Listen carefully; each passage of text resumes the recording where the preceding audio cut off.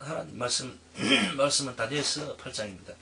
오늘 말씀의 제목은 이상을 본 다니엘로 하겠습니다. 우선 이 말씀은 역사적인 관점으로서도 봐야 되지만은 장래에 있을 마지막 때에 종말론적 관점에서도 봐야 됩니다.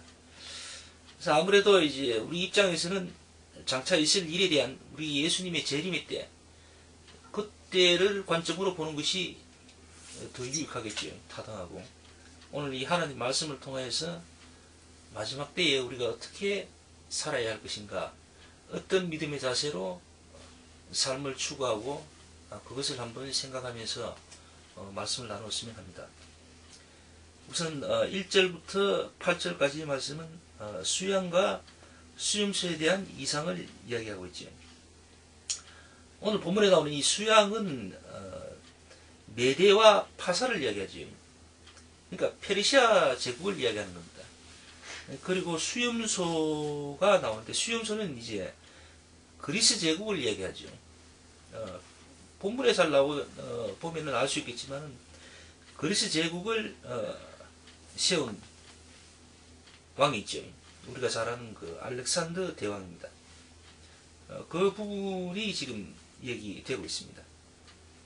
그래서 우리가 여기서 잘 또 한번 본문 내용을 살펴보면서 의미 있게 또 중점적으로 봐야 될 것은 이미 본문에 나오는 이 내용들이 200년 전에 예언된 말씀이라는 거죠. 하나님께서 다니엘에게 이상을 보여주신 겁니다. 그래서 약 200년 후에 이 예언의 말씀이 이 땅에서 성취되었습니다. 결국 이 땅의 역사는 하나님께서 주관하신다는 것을 알 수가 있습니다. 그리고 이 8절 말씀을 우리가 다시 한번 볼까요? 수염소가 스스로 심히 강대하여 가더니 강성할 때 그 큰 뿔이 꺾이고 그 대신에 현장 뿔 넷이 하늘 사방에 향하여 났더라, 이렇게 되어 있죠. 여기서 수염소는 좀 전에 이야기했지만 수염소는 그리스 제국을 얘기하는 거죠. 그리스 제국. 그리고 강성할 때 그 큰 뿔이 꺾이고 이렇게 되어 있죠. 큰 뿔이란 것은 바로 좀 전에 말했듯이 알렉산더 대왕을 이야기하는 겁니다. 알렉산더 대왕이 죽고 나니까 그 후에 그리스 제국이 4개로 갈라지게 되더라, 갈라진다, 이렇게 이제 얘기하는 겁니다. 9절부터 14절 말씀은 그 갈라진 작은 뿔에 대한 이야기들이 쭉 나오고 있습니다. 그래서 작은 뿔 넷은 결국 알렉산더가 죽은 후에 분열된 4개 제국을 가리키는데 그 중에서 바벨론과 시리아 지역을 차지한 셀쿠스 왕조의 8번째 왕인 안티오쿠스 에피파네스라라는 사람이 등장을 하게 됩니다. 그러니까 알렉산더 죽은 이후에 이어지는 정권들 중에는 이런 우리가 눈여겨봐야 될 특별히 지명하는 그런 정권이 하나 있습니다. 그 정권이 이제 셀쿠스 왕조의 8번째 왕인 안티오쿠스 에피파네스라고 하죠. 이 정권이 당시 유대인들을 중심으로 심한 박해와 예루살렘 성전에 대한 모독 행위를 아주 자행을 합니다. 그래서 이 기간 동안에 환란을, 지금 고난을 하나님께서는 다니엘에게 말씀을 하신 것이죠. 결국 이렇게 장차 있을 어려움들, 그런 고난들을 하나님께서는 당신 백성들에게 미리서 어떤 특별한 사람을 지명해서 그를 통하여서 예고하십니다. 가르쳐주시고 대처할 수 있게끔 이렇게 준비를 시키시는 거죠. 하나님은 항상 이렇게 믿음의 자녀를 중심으로 역사를 주장한다 하신다는 것, 그것을 우리가 알 수가 있는 거죠. 말씀을 통해서. 그래서 오늘 18절부터 이제 마지막 27절까지는 특별한 분들이 등장하죠. 우선은 천사장 가브리엘이 등장을 합니다. 그리고 가브리엘이 등장함과 동시에 또 한 분이 등장을 하는데 말씀 내용을 봐서는 곧 하나님으로 우리가 추정을 할 수가 있습니다. 그분께서 좀 전에 나온 그 작은 뿔에 대하여 좀 더 세심하게 말씀을 해주시고 계십니다. 그래서 결국 역사적인 관점에서 봤을 때는 알렉산더 대왕 사후에 이어지는 하나님의 백성들이 맞을 고난에 대해서 이야기하고 있지만은 우리가 지금 깊이 있게 신경 써서 봐야 될, 생각해야 될 부분인 종말론적 관점에서 봤을 때에는 이것은 마지막 때, 그때를 이야기하는 것이죠.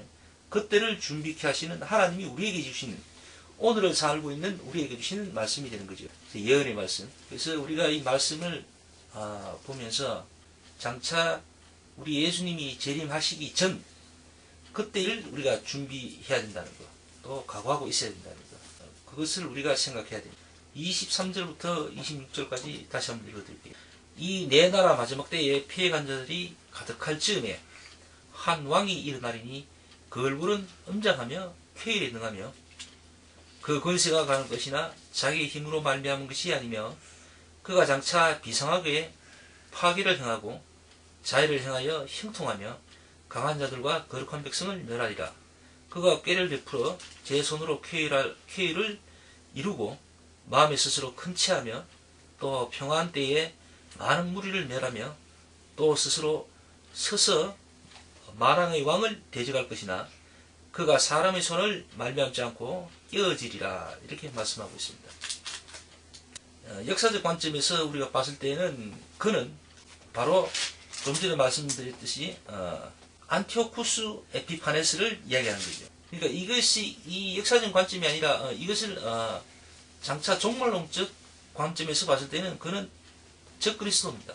결국은 그는 우리 주 예수님의 재림으로 인해서 그는 결국 끝을 보게 됩니다. 25절을 다시 한번 볼까요? 25절에 이렇게 되어 있습니다. 그가 사람의 손을 말미암지 않고 깨어지리라. 이렇게 되어 있습니다. 이 안티오쿠스 왕은 역사적 자료를 보면은 그거는 정신질환을 앓다가 죽었다고 되어 있습니다.